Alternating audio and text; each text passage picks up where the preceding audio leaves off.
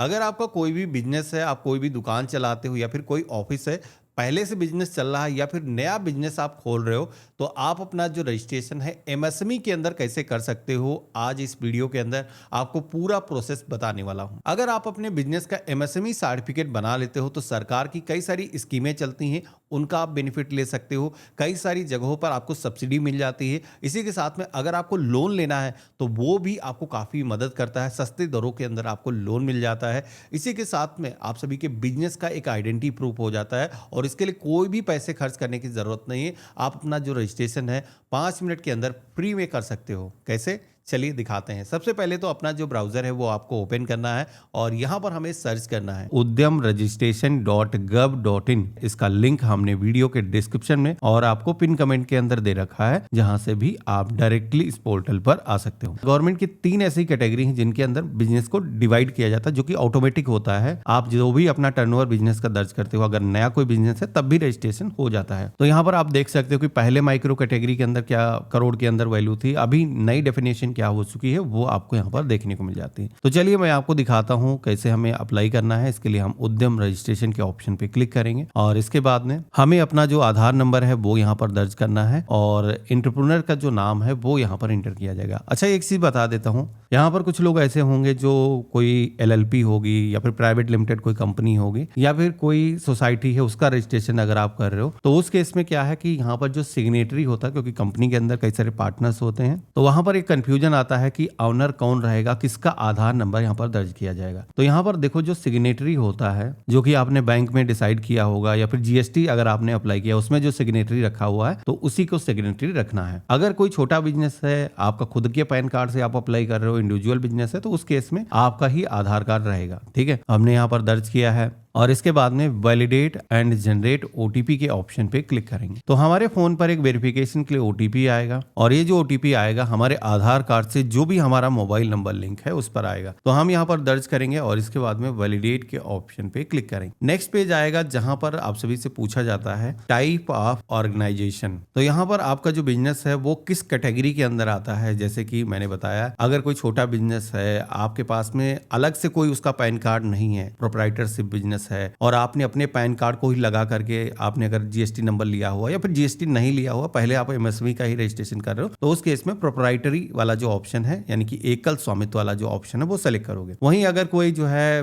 Partnership company है, कोई private limited company है या फिर एलएलपी है, तो उनके लिए अलग अलग ऑप्शन यहाँ पर दिए गए हैं। आपके केस में जो भी ऑप्शन एप्लीकेबल है वो आप सेलेक्ट करोगे। हमने यहाँ पर प्रोप्राइटरशिप सेलेक्ट किया है तो अब हमसे यहाँ पर पैन नंबर मांगा जाता है। तो यहाँ पर पैन नंबर किसका दर्ज किया जाएगा, तो यहाँ पर हम इंडिविजुअल के केस में क्या है, प्रोप्राइटर के केस में यहाँ पर आपका खुद का पैन नंबर रहेगा। लेकिन अगर आप कंपनी सोसाइटी के जरिए कर रहे हो तो उस केस में यहाँ पर कंपनी का पैन कार्ड नंबर आएगा। नेम ऑफ पैन होल्डर, यानी कि जो भी नाम उस पे पैन पर पड़ा हुआ है वो आपको यहाँ पर दर्ज करना है। अगला सेक्शन मिलता है डेट ऑफ बर्थ का या फिर DOI, यानी कि डेट ऑफ इनकॉर्पोरेशन का। तो यहाँ पर आपकी जो कंपनी है, जब भी उसका रजिस्ट्रेशन हुआ है वो डेट आप डालोगे। अगर इंडिविजुअल हो, आपका खुद का पैन कार्ड है, तो आप अपनी जो डेट ऑफ बर्थ है वो यहाँ पर इंटर करोगे। इसके बाद में इस ऑप्शन पे टिक करना है और पैन वैलिडेट के ऑप्शन पे क्लिक करना है। अब हम यहाँ पर कंटिन्यू के ऑप्शन पे क्लिक करेंगे। अगला जो पेज आता है जहां पर कुछ अदर क्वेश्चन आ जाते हैं, जिसमें कि पूछा जा रहा है कि यहाँ पर जो फाइनेंशियल ईयर दिखाया गया है, इस फाइनेंशियल ईयर के अंदर क्या आपने अपना इनकम टैक्स रिटर्न यानी कि ITR भरा है। अगर आपने अपना income tax return ITR file किया है तो ऐसे केस में क्या होगा कि यहाँ पर जो डेटा है वो आपका ऑटोमेटिक फेच हो जाएगा। तो उस केस में आप यस के ऑप्शन पे क्लिक करोगे, अदरवाइज आपको यहाँ पर नो के ऑप्शन पे क्लिक करना है। यहाँ पर पूछा जाता है क्या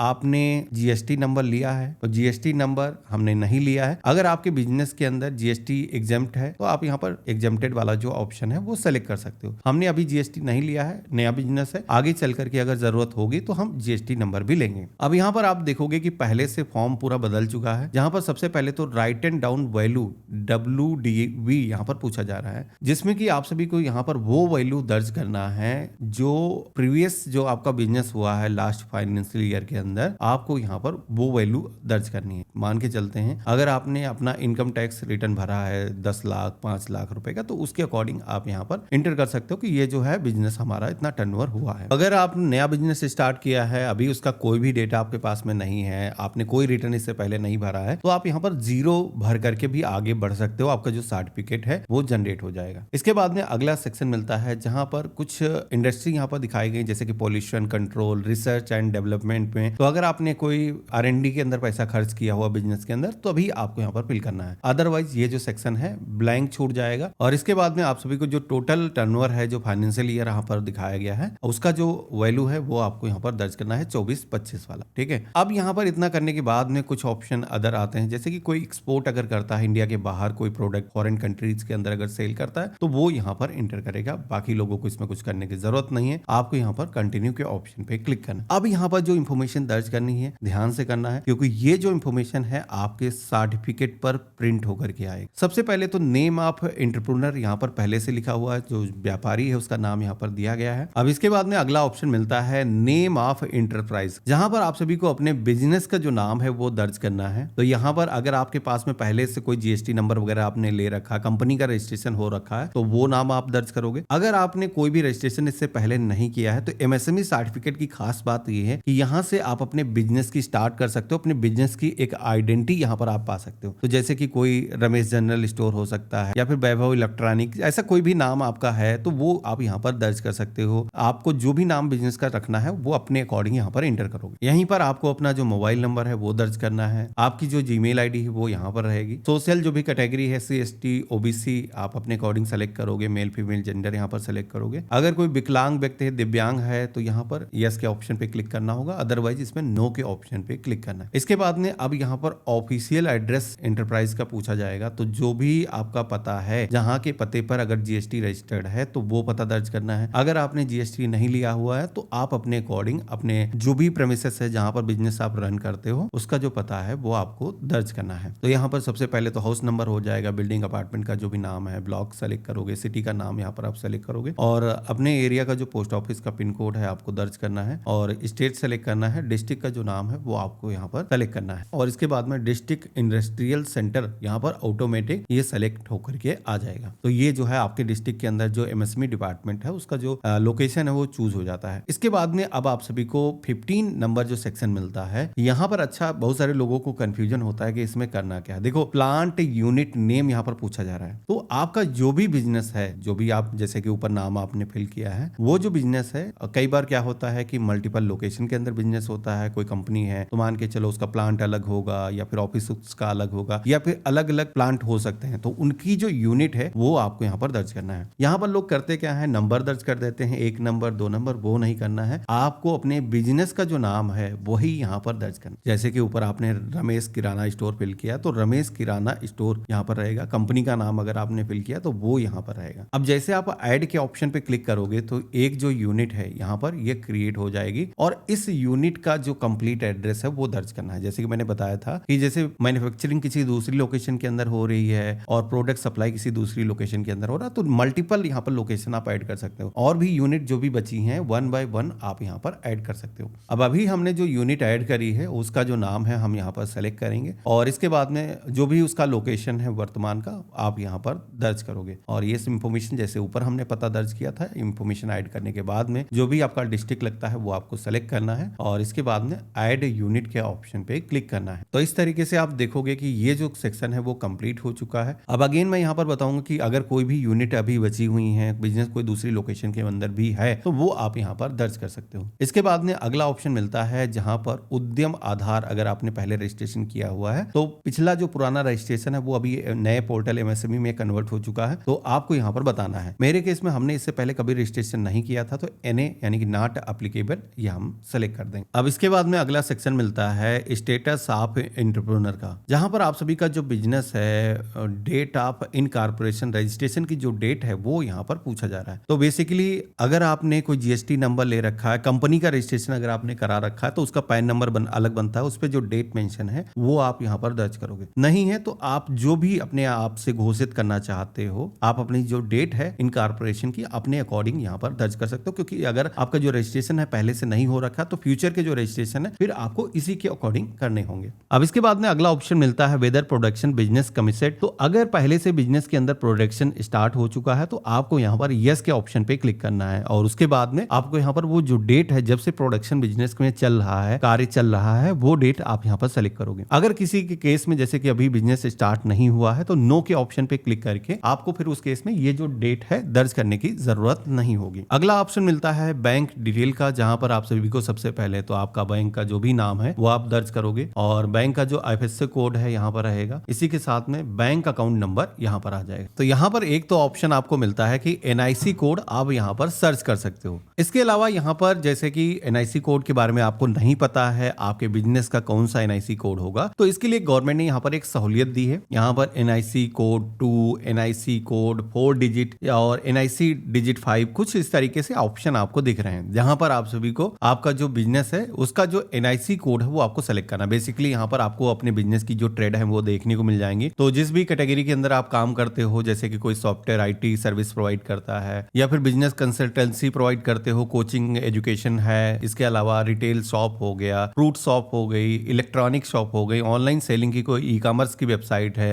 होलसेल ट्रेडिंग करते हो, इसके अलावा मैन्युफैक्चरिंग अगर कोई करता है जैसे कि फूड प्रोडक्ट कोई मैन्युफैक्चर करता है, मिल्क प्रोडक्ट मैन्युफैक्चर करता है, यानी कि सरकार ने हर एक बिजनेस को एक अलग कोड दिया है, जिसमें कि सबसे पहले तो एनआईसी कोड 2 डिजिट के सेक्शन में आओगे तो यहाँ पर आपको सबसे पहले तो वो सॉल्ट सेलेक्ट करना है जिस कैटेगरी का आपका बिजनेस है। इसके बाद में 4 डिजिट कोड के सेक्शन में आकर के और भी अपने बिजनेस को स्पेसिफाई करना है, तो यहाँ पर हमने सेलेक्ट कर लिया है। इसके बाद में 5 डिजिट कोड के सेक्शन में आ करके अब हमें अपना जो एक्चुअल बिजनेस का कोड है वो यहाँ पर सेलेक्ट कर लेना है। अच्छा, एक चीज बता देता हूँ, यहाँ पर जैसे कि एक एक्टिविटी आपने डाली, अब यहाँ पर कई सारे बिजनेसेस के अंदर एक ही एक्टिविटी में तो काम होता नहीं है, कई सारी मल्टीपल कैटेगरी के जो काम है आप करते हो, तो ऐसे में यहाँ पर एक कैटेगरी को ऐड करने के बाद में और भी कैटेगरी के जो बिजनेस हैं वो आप ऐड कर सकते हो। अगेन आपको उसी तरीके से सेलेक्ट करना होगा, आप मैन्युफैक्चरिंग करते हो या फिर सर्विस प्रोवाइड करते हो, ट्रेडिंग करते हो, और उसके बाद में सेम प्रोसेस को अपना करके उसका जो एनआईसी कोड है वो आपको सेलेक्ट कर लेना है। हालांकि मैंने वीडियो के डिस्क्रिप्शन में आपको एनआईसी कोड की एक पूरी लिस्ट दे रखी है, जिसे आप डाउनलोड करके उसके अंदर अपने बिजनेस का जो कैटेगरी के अंदर जो भी एनआईसी कोड है वो पहले से फाइंड कर सकते हो। अब यहाँ पर आप सभी से पूछा जाता है नंबर ऑफ एम्प्लॉय, कितने एम्प्लॉय हैं आपके बिजनेस के अंदर जो काम करते हैं, उसमें से मेल कितने हैं, फीमेल कितने हैं, और इसके बाद में टोटल जो उसका काउंट है वो यहाँ पर आ जाएगा। अब इतना करने के बाद में नीचे की तरफ आप देखोगे तो यहाँ पर गवर्नमेंट के कुछ पोर्टल दिखाए गए हैं। अगर आप इन पोर्टल पर अपने बिजनेस को रजिस्टर करना चाहते हो, जैसे कि जेम पोर्टल हो गया, TREDS पोर्टल हो गया, नेशनल कैरियर सर्विस हो गया, इसके अलावा स्किल इंडिया डिजिटल पोर्टल हो गया, तो ये सारे पोर्टल पर अगर आप रजिस्ट्रेशन करना चाहते हो तो आप यहाँ पर अपना जो इंटरेस्ट है वो शो कर सकते हो। हालांकि इसका जो रजिस्ट्रेशन है वो सेपरेट भी किया जा सकता है, तो अगर आप यहाँ पर नो कर देते हो तो इससे कोई इंपैक्ट नहीं होता है। हमें यहाँ पर सबमिट गेट फाइनल OTP के ऑप्शन पे क्लिक करना है। अब जैसे हमने इतना किया है तो हमारे फोन पर एक वेरिफिकेशन के लिए OTP आएगा, जो नंबर हमने रजिस्ट्रेशन करते वक्त यूज किया था वो OTP आपको यहाँ पर दर्ज करना है, और साथ ही में एक कैप्चा कोड दिखेगा। ये जो कैप्चा कोड है जैसा है एंटर करना है और फाइनल सबमिट के ऑप्शन पे क्लिक करना है। तो जैसे हमने फाइनल सबमिट के ऑप्शन पे क्लिक किया है तो आप देखोगे कि हमारा जो रजिस्ट्रेशन है वो हो चुका है। उद्यम रजिस्ट्रेशन होते ही उसकी जो आईडी है वो यहाँ पर जनरेट होकर के आ जाती है। अब यहाँ पर सबसे पहले तो ये जो आईडी आपको मिली है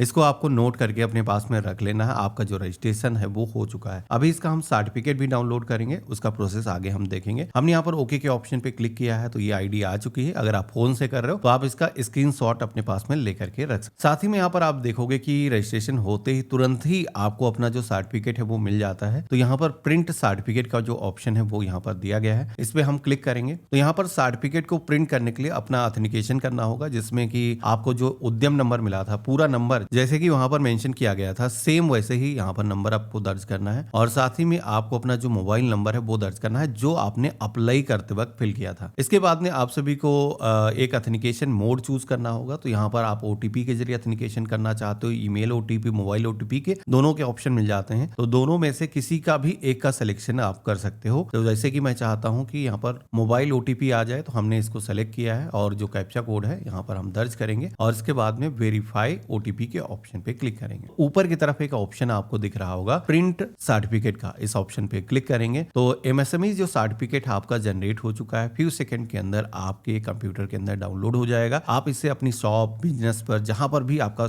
ऑफिस है आप वहां पर प्रिंट करके लगा सकते हो। अब ये जो सर्टिफिकेट है अगर आपने बना लिया तो सरकार के कई सारे पोर्टल हैं जहां पर जो रजिस्ट्रेशन फीस है वो MSME एमएसएमई के लिए आधी हो जाती है। जहां पर एक नॉर्मल कंपनी को 10,000 पे करने पड़ते हैं, वही एमएसएमई जिन लोगों ने रजिस्ट्रेशन करा रखा है उनको मात्र 5,000 रुपए की फीस पे करनी होती है। तो ऐसी चीजों का बेनिफिट आप ले सकते हो। इसके अलावा एमएसएमई को एम्पावर करने के लिए भी सरकार कई सारी योजनाएं चलाती है, जिनका भी फायदा आप उठा सकते हो। आशा करता हूँ वीडियो काफी पसंद आया होगा। अगर आपको वीडियो पसंद आया है, कुछ भी नया सीखने को मिला है, तो वीडियो को लाइक करके जरूर जाना।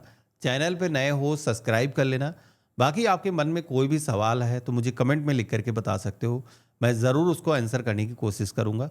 और हम मिलते हैं ऐसे ही एक नए वीडियो में। तब तक के लिए गुड बाय, जय हिंद।